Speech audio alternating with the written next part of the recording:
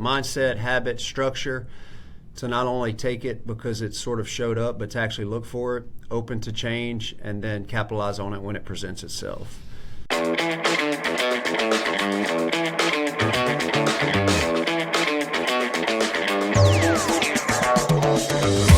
Hello there, it's me, Steve Meller, and welcome in to Growth Ready, the podcast that allows high performers to reveal the reality behind what it means to ready yourself for growth, the personal and professional challenges along the growth journey, while also allowing the high performance executive coach in me to satisfy his curiosity toward what drives optimal performance. On this episode, we welcome in wealth advisor and financial life planning expert, Dany Martin. And as a self-proclaimed student of life, Dany prides himself on building the type of trusted relationships that can allow him to overcome change, live life through optimism, and leave a legacy of a life you want to leave. Okay, folks, welcome back in to another episode of Growth Ready. And I'm so excited to be welcoming in a fellow Louisianian resident, obviously not Louisianian, everyone knows that I'm not that, but I am so excited to have Dany Martin joining us from Shreveport, Louisiana today. And Dany, before we go any further about learning more about you, brother, tell us, what does it mean to you to be growth ready? Yeah, Steve, so I've listened to your podcast and I knew this question was coming, and I wrote down all of these ideas, and I'm not going to read any of them, so I'm sort of just going to shoot from the hip. I think for me it's having the mindset, the habits, and then the structure to not only handle sort of the growth that might be in front of you, but for me to actually seek it out. I think you need to be open to change. I think you need to be adaptable. And then when all of that happens, I think there's got to be a way for you to capitalize on that opportunity. So mindset, habit, structure, to not only take it because it sort of showed up, but to actually look for it, open to change, and then capitalize on it when it presents itself. Oh, there's a word that you use in there, seek. You said seek at one point. I love that. I'm always looking for a word that's a little bit more unique to what people would typically say. And something about that makes me immediately have to assume that maybe you've had a life where you've looked ahead for opportunity more so than maybe look backwards. I'd love to maybe just start there, and maybe you can confirm or disconfirm my immediate intuition. Yes, so that's a correct statement. My father, a little background on me, grew up, I'm really the product of the Rich Dad, Poor Dad book. So my real dad, high school graduate, barely. He says the only thing kept him out of college was high school. But entrepreneur, had some financial struggles early on, started his own business. And then my stepfather, who I've had for 38 years now, great man, college educated, was the reason I went to get, my master's degree and pursue education and that type of thing. So I've sort of got both backgrounds. I have always been around the Robert Kiyosaki's and the Zig Ziglars and the mindset practice just through network marketing is my dad's career for 33 years. And so I've sort of grown up in that space of positive thinking, and as an athlete, not really worrying about the last strikeout or the missed free throw, but kind of focusing on the next one. And so that's really translated into business, my family, my wife, my kids, and all that type of stuff. So I'm not where I'm always wanting to seek stuff out, but I can't help myself but to really focus on sort of what's next, just as a natural evolution of the way that I was raised. Yeah, interesting. And to hear that, two very different influences from such a young age, where it would be understandable that really you could go in either path, right? Very, very easily you could be forward thinking, be ambitious, think that, hey, whatever education's out there, I want to go pursue it. Or you could say, hey, you know what, I'm going to take the risks and I'm not going to go down the educational route or whatever it might be. And I'm just curious, when you now reflect and see where you are today, what's that done for you in the role that you have, obviously, as a wealth advisor? We're going to learn a little bit about that. But here you are sitting down with people that will always, I have to assume, come to the table more often than not, seeing what they're doing maybe is some form of risk. And typically someone like you that can obviously pull from two very different books in terms of how you were raised can be I would have to assume, a very valuable asset at that point. So how do you bring that experience to the table in what you do now? Yes, so for me, it's really being that voice of reason and not necessarily focused on the past. And by the past, I really mean people's thoughts of what they've been taught in their past, right? So whether it be political or religious or where they were raised or what they think about the world, to sort of remove myself from that and say, I know how you feel, but if we just took a snapshot today and looked forward, those things might be real to you, but they're not probable to happen in the future, or it may not affect you the way you think it affects you. And so it's definitely benefited me as an advisor, managing, people's money in retirement and their kids' futures and things like that. But as a business owner, it sort of has kept us moving forward, not just status quo, into where we are, but it's really the making sure that I'm receptive to the way someone feels, but then to also sort of look at it with a different lens and acknowledge it, but then maybe shift their direction to a way that's more positive, or to a way that was how I was raised and taught that they maybe weren't. Because we're taught early on, be good, go to school, make good grades, get out, go to college, get a job, work 40 years, retire, and then live on half of what you couldn't live on when you were working. And that's sort of what everybody is taught. And so just to have a little bit of a different mindset my entire life, it's interesting to me that a lot of people they've never even thought about what they think about. Like, they just sort of do what they've always done, and sort of bring that to them opens up their eyes and their mind and their heart to maybe see it a different way, and then inspire them to actually do something that you and I both know that they can do something they didn't think they could. They just never thought they could, So Right. that's how it's translated. Yeah, I appreciate that notion of just, firstly, when you initially responded, you talked about this notion of it being real to you, and for someone to say, whenever you're asking questions about someone's finances and their experiences and what they've been exposed to over the years in terms of the good and the bad, the ugly, you're able to sit there and listen to the information knowing that what's being provided to you is through their lens and it's through their experience, and it's not necessarily for you to over define or over correct at that point. It's just to simply acknowledge and embrace the fact that, hey, that's your reality, and there's nothing I can do to change the fact that that has been your reality. But moving forward, there are probabilities that you have maybe never considered. And I think, let's just step out of the financial world for a moment. That's life. That's the growth process right there in a nutshell, is that everything that's brought you to this point has been your reality. But in order to move forward, there must be other things that we can consider probable and possible. Otherwise, we're just gonna throw in the towel. We're not gonna really give it a lot of our time, a lot of our attention. No planning, no thought, and just listening to you talk through this, I'm curious, where has that happened for you in your life, to where you've had to find those ways to say, hey, despite the hand that I've been dealt, or the situation I find myself, I'm looking at it this way, I'm choosing to look at it this way, and this is how I'm going to approach it moving forwards?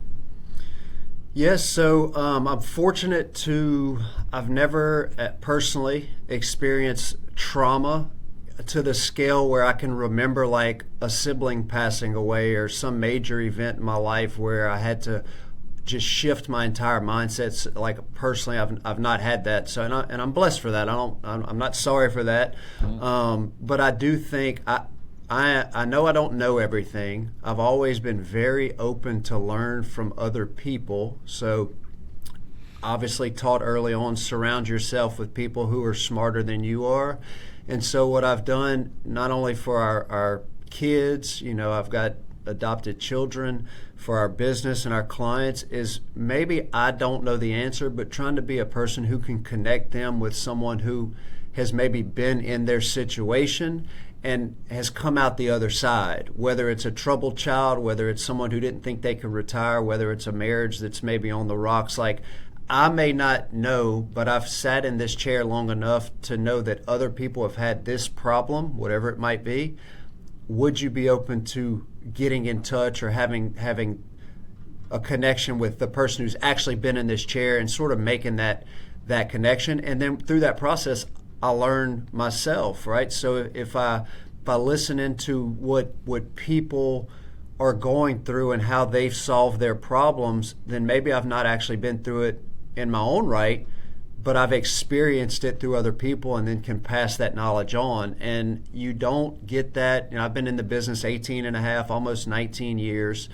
You can't get that your first 5 or 10 years. It takes time and experience and meetings and encounters with people to learn that. And I've not learned half of the things, hopefully, that I will, but I've learned enough to be able to sort of know where to go and get the advice that's needed when someone needs it, and be confident enough to say, I don't know, but I know where to get it. And I think that's been a big, reason for the growth personally in business and all of that type of stuff, is just not knowing everything. If I had done any of the things that I've done, if I had a business plan completely drawn out on everything that I was doing, I would have never even started. I would have looked and go, well, that mountain's too big. I'm going to stay over here. We just sort of take it day by day and little by little and look up. And I approach it the same way with people when they come to me, is accept what they feel,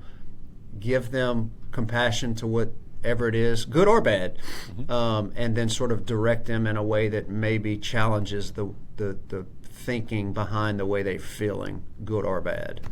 Yeah, and I really, as someone who's very comfortable telling someone, hey, I don't know, but I know someone who does, I'm really intrigued immediately by that appetite that you have to not only make that referral, but then actually kind of stick around for the cliff notes.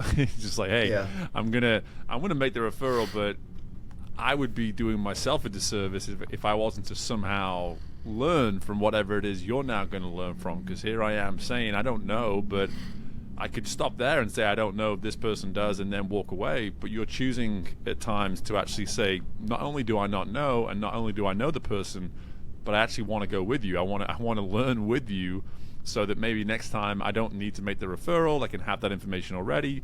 Or you still make the referral, but it's still nice to simply know and get that exposure to whatever that information is, huh?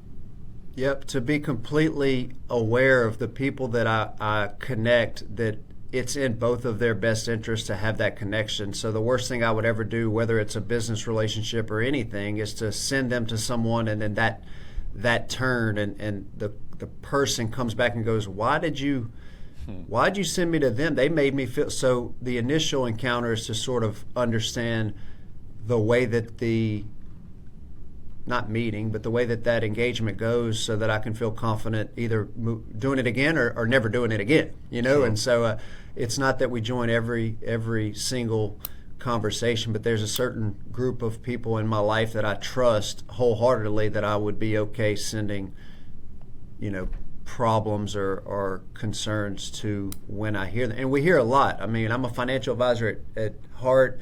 We're really glorified handholders and counselors and marriage counselors, and we go through death and divorce and birth and retirement and all these milestones. And with all those, yes, sure, money moves hands, but it's sometimes like the hardest thing anybody's ever been through. And when you do that constantly, time and time and time again, you start to feel that it's not all that different. A retirement and a death is really the same. It's just the change of the pattern that you've had up until this point changes, and the future looks different, and we're all scared of the unknown, which is ultimately what the future is. So if I can sort of open the door to the future based on experiences that I've had with other people, then it makes them less fearful to walk through that door. And that can be retirement planning or anything that we've talked about to this point. Now, I don't know how I do it or how I got there or what I do different. That's just the way that I think about it. Is yeah. I would be a fool to not pass on the knowledge that I've gained. I want to have an impact when I leave this place, and you can't do that if you just keep it all to yourself. Yeah, and I've read that about you. You know, you consider yourself a student of life. You know, and you and I share that in common. Quite frankly, I say all the time, it's not an accurate way of how you would describe what social science is, but I joke that I'm a social scientist, because for me, I just want to go out into society. I want to go out into the world and learn that way, as opposed to put me in a chair and have somebody lecture at me for an hour or whatever it might be. And I've been very fortunate to have that curiosity to open doors and to go learn from people and just be around people, even if they didn't ask me to be around half the time. Yeah. I just like to be in those environments. And something you touched on here with trusted relationships, and again, I'm again very blessed to have a lot of relationships built upon trust to this day. But I think you can agree with this: those relationships don't become trusted relationships based on an interaction or a moment. It's typically lots of reps, lots of time, lots of effort and attention. When did you notice the power in your journey, when you reflect on your years growing up? When did you notice the power of creating and building and investing in those trusted relationships?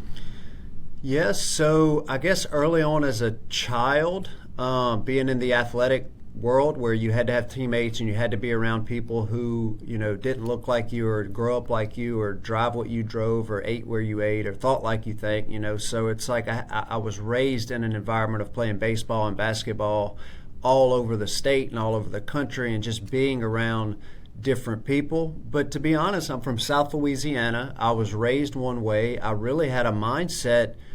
I thought I was open-minded, and I was to an extent. But meeting my wife, Lindsi, who we've been together 18 years in March, she really she thinks for herself. And I know that sounds sort of crazy, but a lot of us, including myself, sort of thought what my parents thought. And I was fortunate that the good part of what my parents thought were positive thinking and habits and self-talk and all of this entrepreneurship. But I was also bound by what my friends thought and what the neighbors thought and what everybody that I had surrounded myself, I didn't even know. And so when I met Lindsi and she would ask me really hard questions, you know, like, well, why do you think that?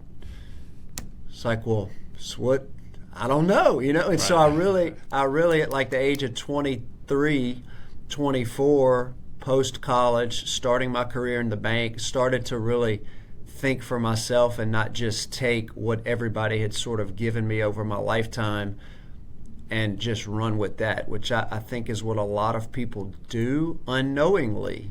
And it's easy that way. It's easy to just do what you've always done and think how you've always thought and not go talk to those people, because then there might be some confrontation. I just want to sit over here in my little world because it's comfortable. And although comfortable is not where you grow internally, externally, that's just not where it comes from. And so really, to answer your question, meeting my wife and have her ask me hard questions got myself thinking about why I actually believed and did some of the things I did. And so we've been on that journey together for 18 years, and you know, that's sort of where it's come from, is the second half of my life so far. That's it's funny. My wife, she has this, she describes Steve as there's her name's Brittany, pre-Brittany and post-Brittany versions of Steve. And I just go, yeah, can you give me a little credit here? Like I worked on myself a little bit. It's like, no. Everyone says you weren't that nice to be around before me, and now you're way nicer to be around. Yeah. But I'm hearing that in a very different way from you here. It's like that, having someone come into your life and expose you to difficult questions and force you to answer questions that otherwise, had they not asked them, you wouldn't even thought about this stuff. It goes all the way back to what you said here at the beginning. And I think this is a really interesting takeaway here for people listening, is when you look at the relationships you have, are they challenging you? Not in a way where you're having arguments all the time. Are they challenging you in terms of, is someone coming into this, is the other person in this relationship asking questions that actually make you grow a little bit? Sure, you can have your silliness and your fun and all that kind of thing, but once in a while, a little curveball now and again, what I'm hearing, Dany, is like that can actually be the root of those trusted relationships the more and more we experience that within them. Yep, completely agree. So to that point, we work blue-collar millionaires. We have a huge women clientele, in our industry and in the world. Half of the wealth is controlled by women, and by 2030, 70% of the wealth will be controlled by women, and 90% of decisions are made by women. And so we have understood that for 15 years. And so the third demographic we've started to work with the last 3 years are athletes. So whether it's NFL players, we actually have a former NFL player as part of our team. He spent 7 years with the Bengals and is now an advisor. We have an NFL Players Association designation. So we sort of found ourselves in this athlete world, and what we thought was going to be fun, and we show up to the games and we are in the locker room and doing all that kind of stuff. What we have found is they're kids. They're just kids that have come into some money, and their background is not what ours was or where we even are. And so we've had to create, basically breaking our planning process down. And my point is, one of the pages in our planning book is, we call it your starting five and your bench players. So we've sort of broken it down to the athlete, and so we try to get them to focus on, hey, like, you've got 5 people, you could have more, you could have less, but who are those people in your life that every time they call you, they don't want something? Doesn't mean that you don't love them, or they could be your spouse or your mom, but who are the people that you could call right now and say, hey, I've got a question, and their response is only to help you. And so we literally, and I don't have a copy of it, but it's a circle, and we put you in the center, and then it's like a spoke where you put, for me it's Shannon, Philip, my dad, my wife, my business partner. Like, that's the 5. And I know I could call any of those 5, and they are on my team. Like, they don't want anything from me. We also have the bench, which is the people you love. They're on your team. They're for you, but every time they call, they need something. It's just $500, or can you invest in my business, or can you do this? And it doesn't make them good, bad, or indifferent, but we try to get these athletes. And now it's bled over into the normal clients, because it relates to everybody, is like, who are your starters? Like, who's your starting 5? Who do you have on your team? And focus on those people. And then right under that, why are they on your list? Like, why did you put the people on that list that are there? And just start to think about why they're there, and try to emulate that to other people so that you can be on as many starting 5s as possible. I love that. And that is the ultimate way of surrounding yourself with, positive people that are for you and that do hold you accountable. So what you mentioned was, asking tough questions. I think it's just accountability. It's just asking those tough questions. But that starting 5, if any of the listeners can have a takeaway, I would just urge you, get a piece of paper, write down 5 names of people that are on your side. Why'd you put them on there? And then try to emulate that. But then also keep that bench over here, because there's some people that might transition. They don't know that they're asking. You might have to have hard questions for them. And it just sort of builds out from there. But the starting 5 to me is really where it starts, because you're very aware of who is surrounding you, and then if you could understand why they are on your team, then you can then be the person that is hopefully on other people's team. Yeah. And that's how we've trained our athletes to just be aware of the people around them. But then again, retirees and divorcees and widows and anybody at this point. Podcast hosts, right? Like, you got people that just everybody wants to be on your podcast because they want to promote their business on your show. It has nothing to do with you. It's they want to get their name out, and that's cool because you need it. But they're probably not going to be there tomorrow. So you just got to be aware of those people and focus on that is our thought process. It's an awesome insight, specifically that you took it a little bit further as well, not just creating your own starting 5, but actually really encouraging people to say, how do you show up in this world where you can be on as many other people's starting 5s as possible? I mean, that's taking it to another level. That's optimizing the idea, which we're all about on the show. So I'd love that you took it to that point as well, because that's when we start to really get into, here we are thinking about ourselves, rightfully so, especially when it comes to something as important as our money. But what's the return then going to be for us? It's not going to be as simple as just protecting us from a healthy bank account. Like, what, by doing that, hopefully we're now freeing ourselves up to be a little bit more available in this world, because we're not now as distracted or sidetracked by the fact that we've got financial issues and we don't know who's on our starting five because we can't trust anybody and all this kind of thing. So I hear that, like that almost rally cry. It's like, take care of everything close to home first, and once you've got that, now look a little bit more outward. Now don't just say, okay, work's done, we're good. No, go one step further. Consider how you can then be of service, of value to those other people, and be on as many of the starting fives as possible. It's a beautiful idea, and I'm just curious, when you think about how you're showing up in this world and the work that you're doing, what are maybe one or two qualities that you're bringing to other people that you're aware of, Dany? And this is always tricky when I'm saying, hey, you need to say something nice about yourself now. What are some of those consistent elements of Dany Martin that people get, where you can say, hey, there's a world where I'm probably on a few people's starting fives as well? Yes, so and I actually asked my starting five why I would, like, what would they say has caused me, like, why would I be on your podcast? I sent all five of them. I'm going to be on this podcast. This is what it's about. Why do you think he wants me on that podcast? And what are your answers? So I got a couple of those answers back. Number one, generosity. So I'm not talking about myself, right, but my wife and I basically give everything that we've got away.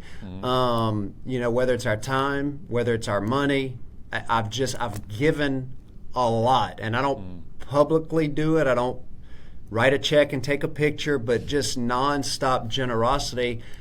And I've probably gotten back tenfold what I've given. So it might be 5 years from now, but what I was given 10 years ago at the time was a lot.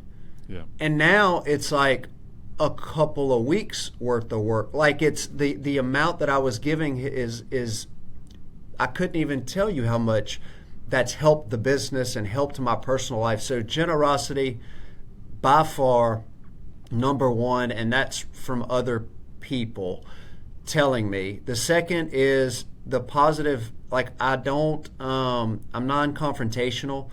I ask tough questions, and I will state my opinion, but for the most part, I've been a yes man. If someone has a different idea, or they have an idea, whether it's my business partner, my wife, or she wants to remodel a house or buy a business, or our kid wants, like, whatever, I've always been yes. Like, if you think we should do it, who am I to tell you that that's a dumb idea? And some of them, most of them have worked. Some of them haven't, but that's the ones you learn from. So the two things I would say is generosity. And I don't just mean tithing to your church. I mean buying, when you go get donut holes for your babies, buy a $10 gift card, leave it at the counter, and just walk out. Like, stuff that people would never even know you did. And that fulfills your cup. The gratitude journal, I wrote thank you cards for a year. There's a guy, I think it's Mr. Thank You or whatever it was, but I wrote 3 thank you cards a day, every day for a year, to random people. And it made me feel so good, I stopped, right? So, like, but that's all surrounding the idea of gratitude and generosity. And then, simply just not killing other people's dreams, because ultimately their excitement is what sort of makes all the projects work. And if you pour water on their fire, of course it's not going to work. Here's the problem. Most people would rather say, I told you so, because they're too scared to do it themselves, or they actually don't want you to succeed. So they're going to say, you can't do that Airbnb. And what that really means is, I've been wanting to do an Airbnb, but I'm too scared, so I'm going to put my feelings on you so that maybe you don't succeed, because ultimately I don't want you to be better than me. And I'm like, no, just if you want to do it. Now, as a financial planner, I have to give, there's some financial things. If they come to me for, I've got a business idea, what do you think about it? Then it ultimately is the numbers of the business or the project. But then the other side is do you trust the person? Like, what's your gut say? Because I can't help that side. It just depends on how that person comes to me. But generosity, and then being a yes man to people's ideas, just to inspire them that they can do whatever they think they want to do, is sort of led to that. Well, firstly, I just applaud the level of homework that you did coming into this episode, for you to go to your starting five and say, what value am I bringing to this guy? I appreciate. But I was that. curious. I'm like, what? I mean, he doesn't know our business. Like the business has grown and my family's grown, but like he doesn't even know why we've grown. Like why am I on this? Why would you think I'm on this? And that was the answers that they gave me. So I love it. It's one of my favorite things about the show. Honestly, I don't necessarily publicize this part of it, but for me, it's about highlighting folks that otherwise would struggle to be highlighted. And I truly enjoy that. You talk about generosity. That's one of my ways of giving back. It's like, hey, we're learning so much from Dany today, and had we not done this, there's a whole bunch of folks that wouldn't be learning about this right now, and that's one of my favorite things to do. I almost want to challenge you on that yes man definition and call it optimism. That's kind of what I'm hearing as you're explaining it. It's just like there's this, I can see it. Someone's coming to you and they're giving you the idea and they're giving you the vision and they're really getting you excited, and you see their excitement. Who are we to sit there as the pessimist and say, no, don't do that, that's crazy, and to your point, putting our stuff on them. And again, I tell this story all the time when I'm on stage, is that when I started my business on personal development here in Baton Rouge, Louisiana, 4 out of every 5 people looked at me and said, and you want to do that in Baton Rouge, Louisiana? Really?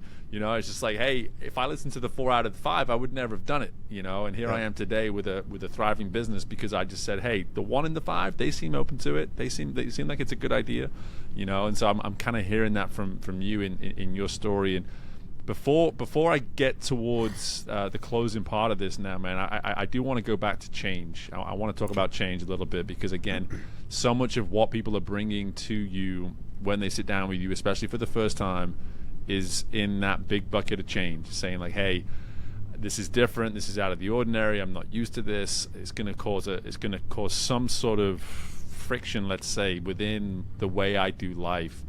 So when you think about your journey and how you've experienced change, what are you pulling from? What are you able to rely upon when you think about maybe 1 or 2 areas in your journey where you say, okay, when we went through this, or when I went through this is what change looks like. I know it can feel like this, and I can therefore empathize with these folks in these moments. Yes. So Pastor Philip Dees. Have you ever heard the name Philip Dees? Does that name ring a bell? So he is a former football player at Evangel High School here in Shreveport. Played for North Carolina. Superstar athlete. Started a program at North Carolina, just spreading the gospel, and anyway, became our pastor. And he's more of a football coach, right? So he's a friend of mine now. Does coaching, corporate coaching and things like that. And so he's really always talked about the house habits. So we have 12 house habits that we, as a church, which I've now adopted as an office and a family of, love big, live on, protect unity, which is the starting 5, practice honesty, give generously, stay on mission, all these things that sort of are the daily habits that lead to these big decisions. And so when change starts to happen for me, I'm very short-term focused. So like when we went to adopt our boys, it wasn't like, oh my gosh, what are we going to do 10 years from now? It was, what are we going to do tomorrow? Like, are they going to eat breakfast? Can they get to school? Did they get in trouble? Can they go to sleep? Okay, what are we going to do tomorrow? Did they get like, it's just a daily thing. And I really, in my mind, it's come down to, if you create the right mindset and habits, knowing that change is going to come, the only thing constant is change. I don't know who said it, but it's a famous quote. If you know that change is coming, then it's sort of like pain in a marathon or something. It's like, I knew you were going to show up. Like, I knew you were coming, and I'm ready for it. And I don't know what it looks like on the other side, but not trying to get so caught up in what the future holds and what it looks like. It's like, no, adaptability, right? That's the open to change and being adaptable, meaning I understand it's going to be here. I don't know when it's going to happen, but I'm going to adjust and adapt based on what I can control today. Like, I'm going to be where my feet are. I'm not going to worry about tomorrow or 3 months from now, and we're just going to take it on the chin and figure it out the best way we can, and then sort of look back and go, oh, we've been through this before a little bit. What did we learn the first time? And then maybe as we grow and as I get older, change some of the things that I didn't do right in the past. But I've just never thought of this. I've never been scared of it. And most of the things that have happened from a change standpoint, ultimately the end result has been a positive thing. Going through it, maybe not so much, right? Somebody getting sick, coming out healthier and taking care of themselves on the other side. Somebody getting in trouble. They probably needed to get in trouble, and now they're better on the other side. But in that moment, we could have said, oh, I knew that was going to happen, and no, it's like, okay, we're here now. What do we do now? And then what are we going to do tomorrow? And then what do we do the next day? And I think it's really around those habits of saying, okay, I know that when somebody comes to me and I get asked a difficult question and I've got the opportunity to tell a lie. No, house habit number 6 is practice honesty. Like, I've already taught myself I'm going to be honest, so I don't even have to decide, right? Or it's like training for a marathon. It's like, man, I want to quit. It's like, no, you already declared that you're going to stay on mission. Like, I've already decided. Like, I don't have to decide in that moment because I've already trained myself to give generously and stay on mission and be honest and do all these things, right? So you don't have to decide in that moment.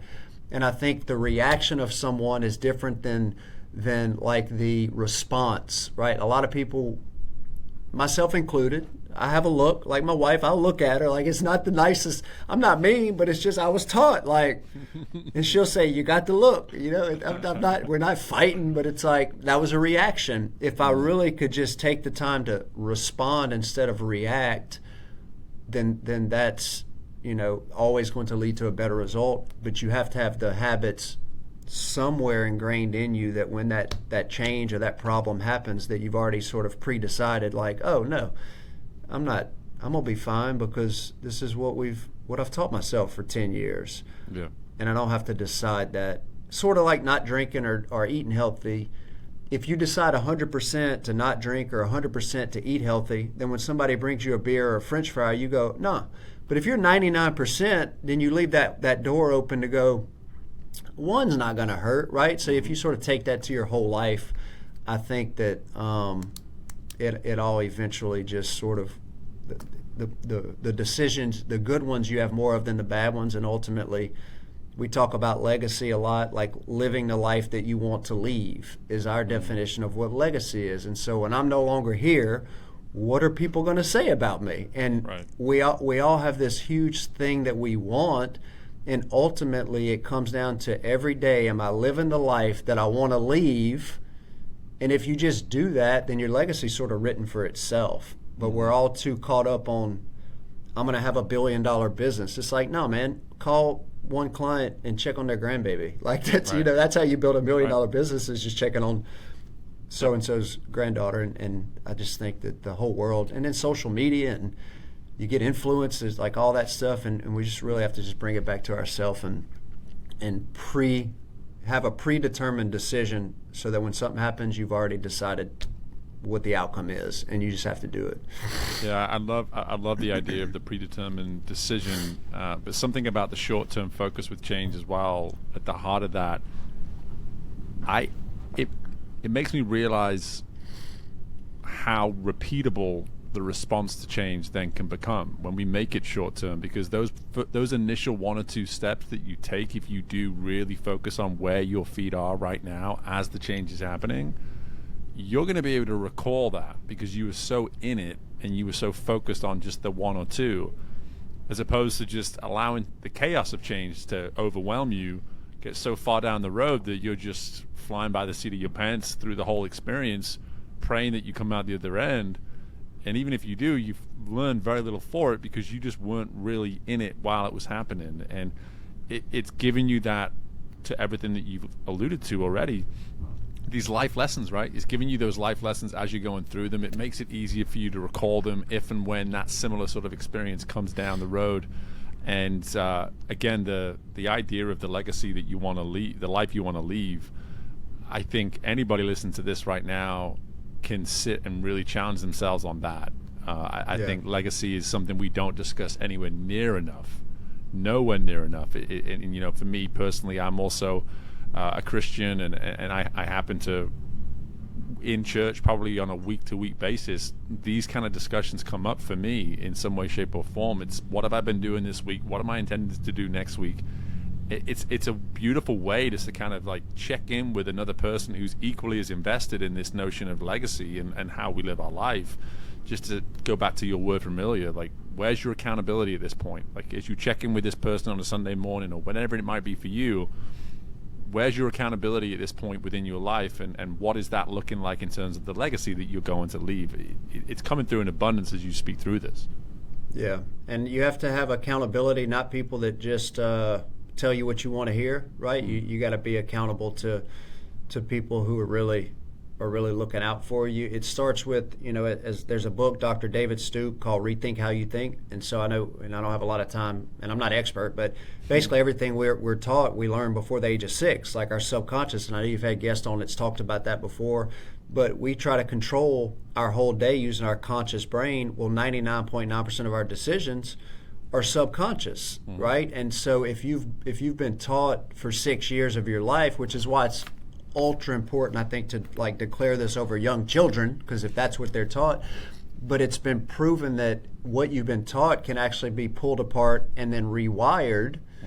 And so that's the belief system. And so the issue that I had, and that other people could possibly be going through if they respond differently to business or change or an upset client, is they go from action to response because their belief has never been challenged. And so if you really think about, like, somebody cut me off in the car on the street and I got mad at them, like, there's a belief there that, like, I control the road, and my dad used to do the same thing. It's not like, well, maybe they got a sick child. If they had a sick child headed to the hospital, you'd be like, go ahead. You know, it's just the way you thought. And so if people would think about what they're thinking about and try to challenge their beliefs, they don't have to change all of them, but at least challenge and understand why you think how you think, then you can practice that when something happens to you, the action, the response could be different, because the middle part, that belief, was something that was so ingrained into you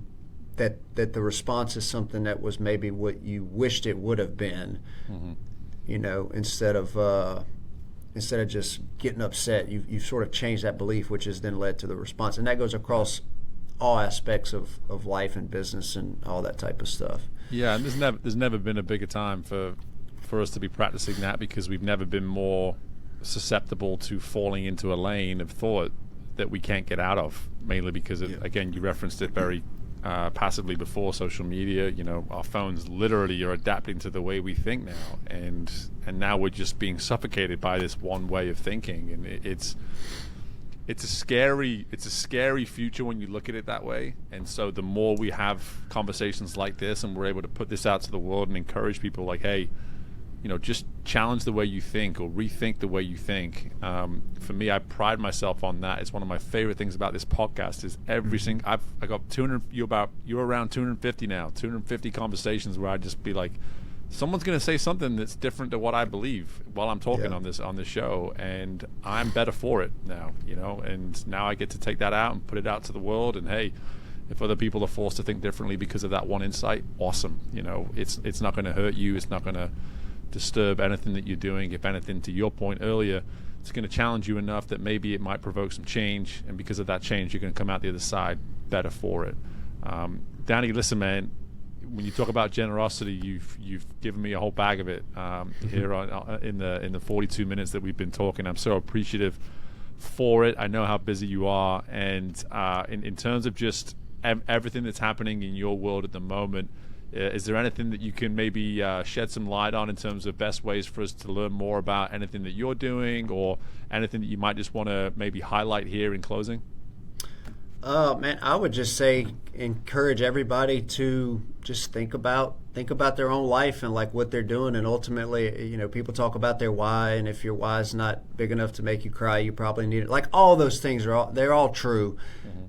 Pick one, you know, just pick one thing that you want to do this month, or maybe for the next 12 months. Pick one thing that can be better, or maybe take one thing away that you wish you wouldn't have done. And I think if you do that over a 12-month period, it'll work. As far as me and how, what I can do, I'm in Shreveport. I'm a financial planner. We're independent. Plan, Invest, Inspires our website. It's not why I came on here, but we've got some really cool things, podcasts around like mindset and crush everything and that type of stuff. So to the extent that your listeners are looking for other podcasts and it's not mine, we have what's called the Disruption Blueprint, which is just the concept of like disrupt things. Like you're either going to be disrupted or you're going to disrupt. And so it's a lot of people that sort of have some good ideas as it relates to business and things like that. But it's called the Disruption Blueprint podcast, and I'm available if anybody ever needs anything, or if they got a business idea and you want me to support it. Not financially, but emotionally. Just call me and I'll give you a thumbs up or something. Man, like, talk about an open invitation based on some of the stuff you share with us. If you're just sitting there being like, man, I just need someone to get as excited as I am about my idea, I think you found your man. You found your man right here, Dany. So, brother, I appreciate the time. I'm definitely going to go check out Disruptive Blueprint podcast. That sounds like an awesome offering that you've got out there in the world. And again, just for someone who maybe was going around their 5 and asking like, how could I bring value to this? You've brought an abundance of value. I really appreciate the time, and just best of luck with anything and everything in your world, my man. Thank you, man. I love everything you're doing. It's awesome. I think we need more positive stuff like this where people can learn. So it's been great to listen to all the episodes, and hopefully we get to meet in person. I'll tell my sister that I was on here and make her a little jealous. So I appreciate you having me on, and I'm still not sure why I'm here, but I appreciate it. Hey, man. Appreciate the time. Thanks, brother. Thank you, brother. Have a good one. And my thanks again to Dany for joining us on this episode, and something that I believe is such a powerful message, especially as this episode comes out towards the end of 2024 and you look towards 2025 and start thinking to yourself, what could I be doing to be of such value where somebody else would consider making me part of their starting 5? Yes, we might want to do some work if we don't feel as though we have 5 people close to us in our world. No doubt that is some work that you need to be doing if you don't have that kind of support system already. But what would it mean to invest in yourself in a way where your value continues and consistently rises in a way where others can't help but want to see you as a valuable resource in whatever aspect of their life they could do with support? So what might that step of growth look like in your world, to where you can look in the mirror in the weeks and months and year to come and say, yes, whoever you are, you will be able to take value from who I am. I can be that kind of person for you. It takes a lot of work. It takes so many of these specific characteristics that Dany has emphasized throughout the course of this episode. But if you can start to be passionate and committed enough to the version of you that you're capable of becoming, there will be an absolutely no doubt whatsoever that in time you will become an asset to so many others. And what a wonderful way to give back than to simply be of such value that others want to put you on their starting 5. So my thanks again to Dany for joining us.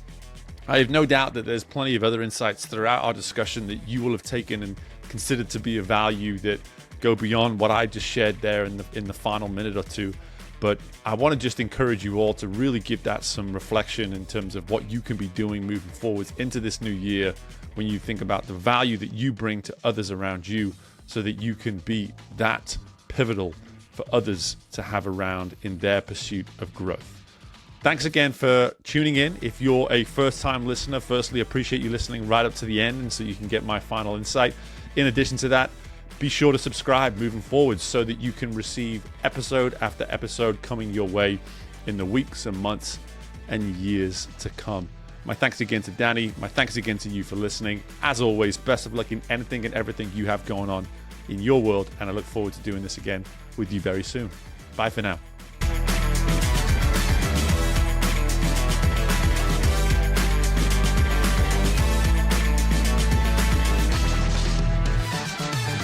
Thank you for tuning in to Growth Ready. If you liked what you heard and are feeling ready to grow, Be sure to leave a 5-star rating, subscribe to the show, and share the episode with someone you know is ready to fuel their growth journey today. We love our community, so don't hesitate to reach out to us at podcast@growthready.com. And until next time, we are Growth Ready, and you will be too.